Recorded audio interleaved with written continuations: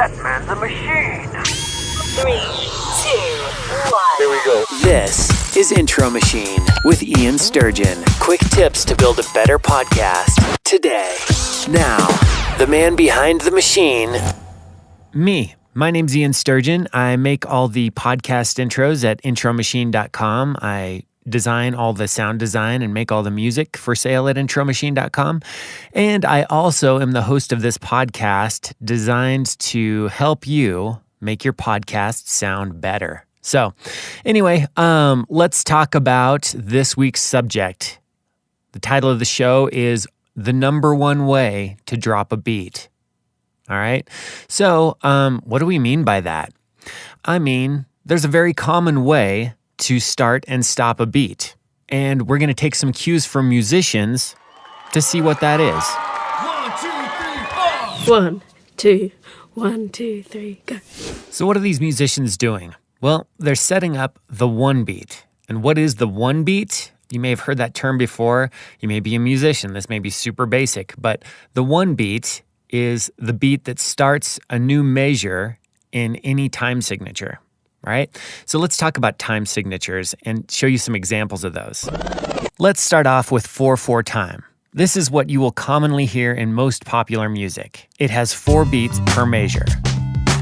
1, 2, 3, 4. 1, 2, 3, 4, 1.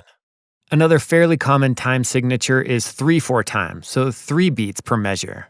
1, 2, 3, 1, 2, 3, 1, 2, 3, 1.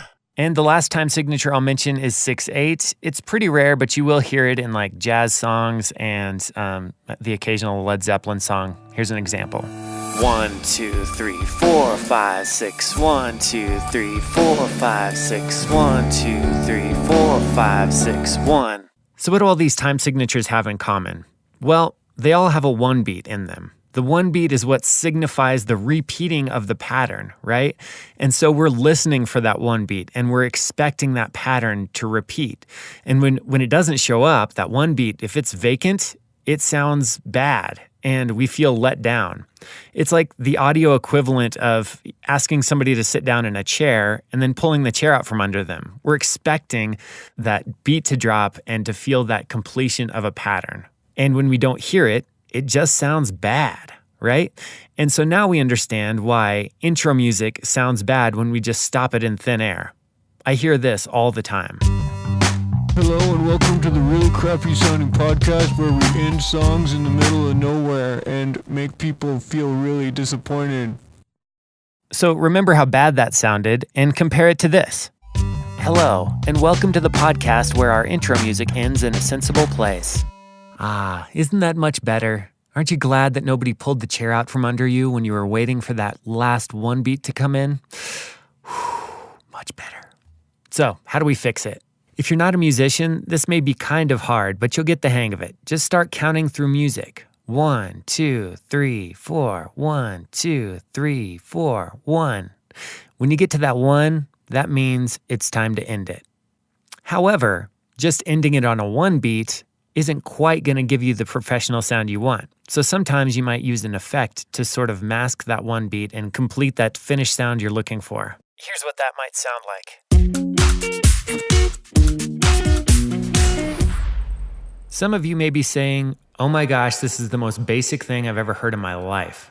Some of you may be saying, oh my gosh, I couldn't find a 1 beat to save my life. If the latter describes you, here's a way to get around it. Just start a song wherever it starts because the musician will have taken care of starting the song on a 1 beat, right? And then just fade it out to where nobody can tell that you've ended the song on the end of 3 or something ridiculous, all right? So that's one way to get around that. And if you want outro music, you can also do the opposite. You can fade it in so nobody can tell what beat you started on. And then when the song ends, the musician will also take care of that for you and then the song on a 1 beat. So anyway, those are some quick tips on how to sound better and how to do things in a sensible manner. The final option I'll talk about is to just pay somebody to do it, right? You can find my work on intromachine.com, and I can take care of all of this for you. So you'll have a cool sounding intro and you won't have to worry about finding one beats or editing things or sticking effects in. Okay? That's as pitchy as I'll get at you. Okay, so the last thing we do every week is talk about how audio editing can be a metaphor for life. And this week we talked about the structure of music and how following patterns makes things sound good, right? So I was thinking about how that applies to everyday life. And I think as podcasters, a lot of us are sort of free-spirited, entrepreneurial-minded people who want to buck the system and do whatever we want, right? And while that innovation and stuff is really good, we still have to remember that there's beauty in structure. We can't just do whatever we want, when we want, no matter what, right? Otherwise, life would be a lot like this.